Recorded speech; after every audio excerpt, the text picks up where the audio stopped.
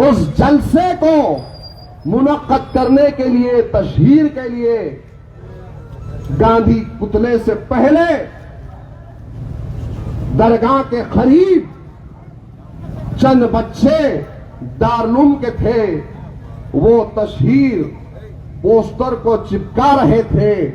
वजीराबाद की पुलिस ने उन्हें उठाया और उठाकर, बांग्लादेशी कहकर उठाकर वजीराबाद के पुलिस स्टेशन में लेकर गए।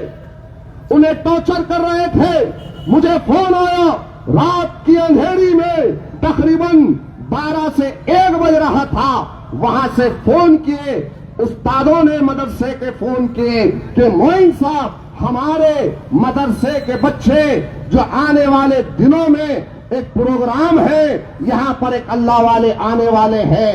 तो पोस्टर चिपका रहे थे। वजीराबाद की पुलिस ने लेकर गई है। बच्चे डर रहे हैं। अरे घर से निकलकर पुलिस स्टेशन में पहुंचा और पहुंचकर वहां पर खाकी वर्दी वालों से कहा, क्या सिर्फ तुम्हें इस मुल्क के अंदर दाढ़ी और टोपी वाले बांग्लादेशी नजर आ रहे हैं?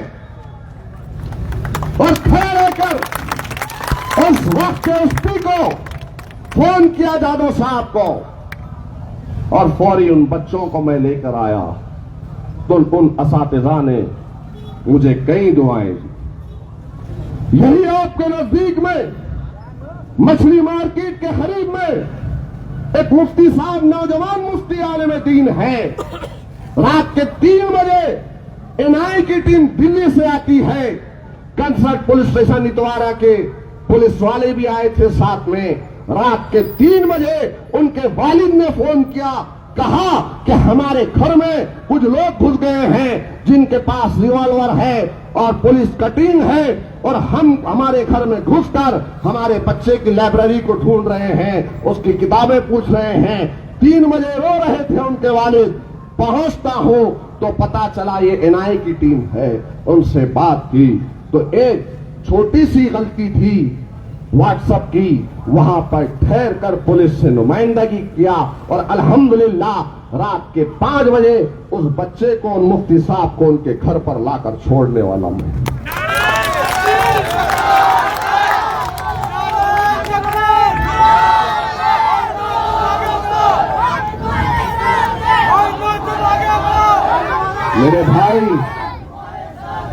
मेरे भाई हकीकत है या नहीं है?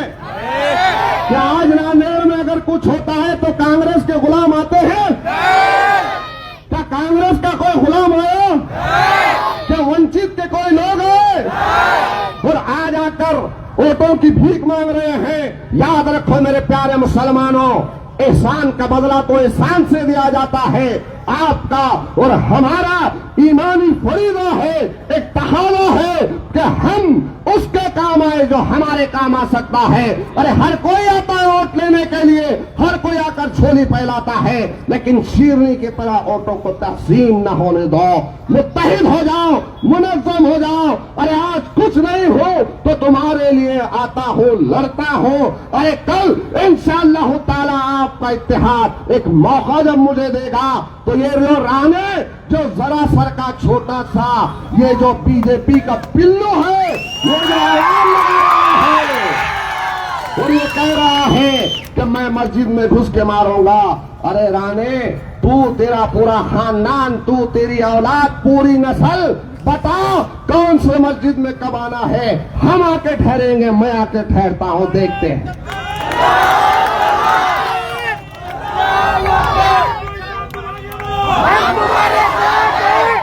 याद रखो, हमको मजबूर न करो, हमको मजबूर न करो, हमको कमजोर न समझो। ये वही हाथ है जिनके आबाजदाद ने इस मुल्क की गुलामी से तुम्हें आजाद किया। हम उन्हीं की नस्ल है जिन्होंने फांसी के पन्नों को चूमकर सर और सीनों पे गोलियां खाई, लेकिन हमने अपने जानों की परवाह नहीं की। बस अब बहुत हो चुका है, बहुत हो चुका है। कई फसादात हुए, इज्जतों को, इस्मतों को लूटा गया, कई हमारी जागीरों को लूट लिया गया, घरों को मुनद्दम किया गया, इबादत गाहों को शहीद किया गया। याद रखो, हमें मजबूर ना करो, हमें मजबूर ना करो, हमें मजबूर ना करो। आज मुसलमान सब्र के दामन को थामा है, आज हमने सब्र के दामन को थामा है, हमने अपने गुस्से को पी लिया है, लेकिन हम बुज़दिल नहीं हैं। आज भी हमारी रगों में वही खून दौड़ रहा है जो इस मुल्क की आजादी के वक्त खून दौड़ता था। हमें कमजोर समझने की हिमाकत न करो। मुसलमानों, आज मैं खुलकर कह रहा हूं आपके सामने, ये जितने लोग आ रहे हैं, किसी को किसी से कोई तकलीफ नहीं है। हाँ, अगर तकलीफ है तो हमारे ही सफों के मीर सादिक और मीर जाफरों को तकलीफ है, उन गद्दारों को तकलीफ है कि अगर ये एक मर्तबा सदन में पहुंच जाएगा तो नांदेड़ के मुसलमानों की आवाज नहीं बल्कि पूरे महाराष्ट्र के मुसलमानों की आवाज बनेगा। ये डर इन्हें सता रहा।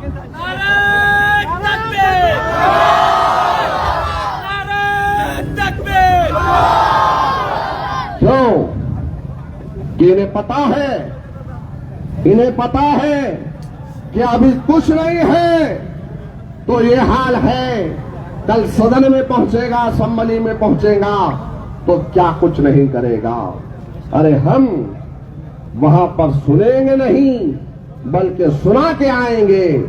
मैंने कभी भी, जब भी खाकी वर्दी वाले हो या खादी वाले हो या प्रशासन हो, खुदा की कसम सैयद मोइन ने नांदेड़ के मुसलमानों के सरों को कभी झुकने नहीं दिया। कभी मैं कमजोर नहीं पड़ा हूं, कभी मैंने मुफाहिमत नहीं की है। मैं लड़ा हूं और लड़ते लड़ते अगर कानूनी कार्रवाई भी हुई है, जेल में भी जाना पड़ा है तो हंसते हंसते गया हूं। डरा नहीं हूं, भागा नहीं हूं, न कभी भागूंगा मेरे भाई। तुम आगे बढ़ो। एक मर्तबा मुत्तहिद हो जाओ। इन हालात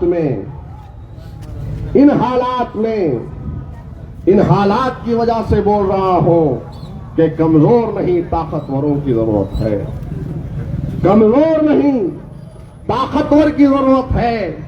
बहुत काम भी करेंगे इंशाअल्लाह ताला, उसके साथ साथ अपने तशक्कुस को कायम रखेंगे और बोलना है, बोलेंगे। आखिर में ये कहूंगा कि एक पढ़ा लिखा जाहिल भी है जो आकर मुसलमानों को एहसास कमतरी में डालने की कोशिश कर रहा है, कह रहा है वो और उसके लोग कि मुसलमान दक्षिण में 63,000 है, 60,000 है, इन्हों इतने हैं, मेरे को उनके इतने मिल जाएंगे, मैं जीत कर आ जाऊंगा। ये एहसास कमतरी में डाल रहा है। न जाने ऐसा कैसा पढ़ा लिखा अनपढ़ जाहिल है। अरे कम से कम यादियों की लिस्ट को देख लेता, कम से कम एक एक यादी के औराख को पलट कर देखता कि कितनी तादाद है, कितने फीसद है। मेरे प्यारे मुसलमानों, बड़ी जिम्मेदारी के साथ कह रहा हूं, दक्षिण में जहां पर तुम हो वहां पर हिंदू, मुस्लिम, सिख, ईसाई, क्रिश्चियन, तमाम जाति बरादरी के लोग 3 लाख से कुछ ज्यादा है और उन 3 लाख से कुछ ज्यादा में 1 लाख के करीब कलमे ला इलाहा इल्लल्लाह मोहम्मद रसूलुल्लाह वालों की तादाद है। कितनी है? अब अगर कोई आपको बोले 60 है, 62 है तो 60-62 मरतबा चप्पल रसीद करना उसके सीट। अजीब मामला है। और फिर कह रहे हैं कि 15-20 दिन से मेहनत कर रहा हूं, 15-20 दिन से मेहनत कर रहा हूं। अरे 15-20 दिन ज्यादा होते हैं, 15-20 साल ज्यादा होते हैं। अल्हम्दुलिल्लाह रात नहीं देखा हूँ, दिन नहीं देखा हूँ, बीमार हूँ, घर में कुछ काम भी है तो छोड़कर मिल्लत के नौजवानों ने जब कभी भी आवाज दी है 15-20 बरस से मिल्लत के बीच में हो, आकर मिल्लत की आवाज पर लब्बैक कहते हो, इनके दामन को मैंने थामा, काम किया। इंशाअल्लाह ताला अभी मेरे तहारीर से, मेरे जलसों से इतना परेशान है, 10 तारीख के बाद तो हैदराबाद के 2-2 दूल्हे भाई आने वाले हैं। 10 तारीख के बाद इंशाअल्लाह ताला अपने जज्बात को ठंडे ना होने दो, 20 तारीख तक ऐसे ही रहो। अकबरुद्दीन अवैसी साहब की भी आमद है, असदुद्दीन अवैसी साहब की भी आमद है। मुत्तहिद रहो, मुनज़्ज़म रहो और 20 तारीख के दिन पतंग के निशान का बटन दबाकर यहाँ की फिजाओं में, दक्षिण की फिजाओं में पतंग लहराओ। नारे तकबीर, नारे तकबीर, नारे तकबीर। खुदा हाफिज़, शुक्रिया।